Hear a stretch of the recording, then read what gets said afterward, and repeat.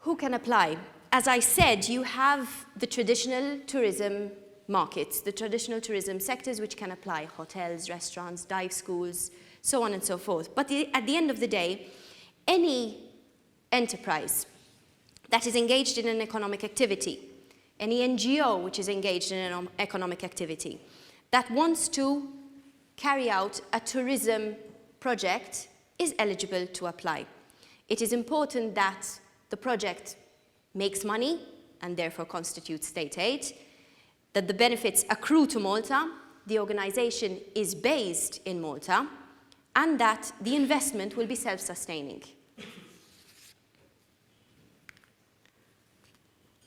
You can be small, medium, or large. Any enterprise size can apply. You can be a group of companies. You can be an association or an NGO. You can be a startup, which means that basically you have been registered, VAT registered, for 5 years or less. You can be a network, which is a group of enterprises completely separate from each other, working together for the same purposes of the project. What is important is that, given that we are at the start of the year, every enterprise must show that they are licensed to operate. They have some form of a license. Whether it is an MTA license or a trade license, you need to show that you have a license to operate. And these licenses must be paid up till 2012. We're still in the beginning of 2013, so we'll let that one slide. Ideally, you'll have your 2013 license by the signing of the grant agreement, but on application, you need to present your 2012 license. Now, one of the most important aspects is obviously seeing whether you are small, medium, or large. Now, the EU has its own classification of how an enterprise decides whether it's small, medium, or large. You have to look at staff headcount, which is determined through the ETC employer-employees list, the annual turnover, which is the income received during the year in question, and the balance sheet total, which is the value of the company's main assets. Once you've determined those, you know whether that particular enterprise is small, medium, or large. There are thresholds which can be found in the guidance notes to the application form. If you have any difficulty compiling them, you are very welcome to contact our office, and we will assist you in doing so. Furthermore, you need to check the shareholding. Now, if your enterprise or another enterprise has 25% or more shareholding in another enterprise, then automatically those two enterprises are linked. This is the EU standard, so we need to abide by that standard.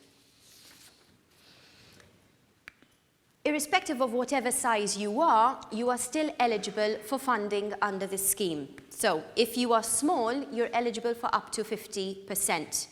If you are medium, it's 40%. And if you are large, it's 30%.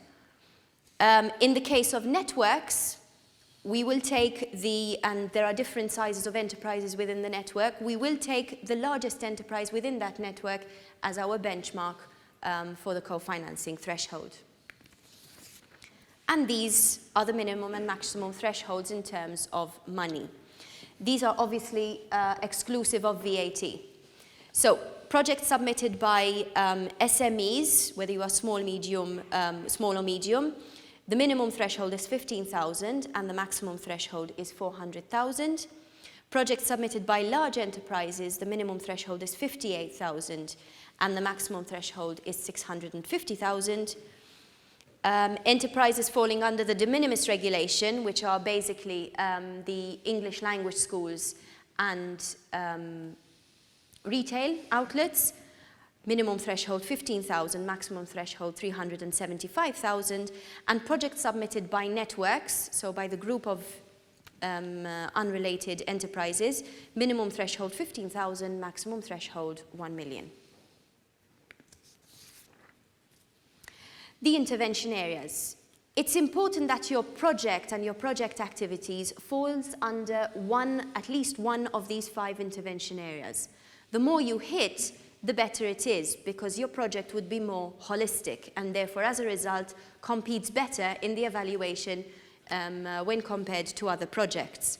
So you have activities falling under project upgrade and investment in equipment, investment in environmentally friendly measures, investment in information communication technology, investment in entrepreneurship, and investment in marketing. So as you can see, we've tried to cover as wide as possible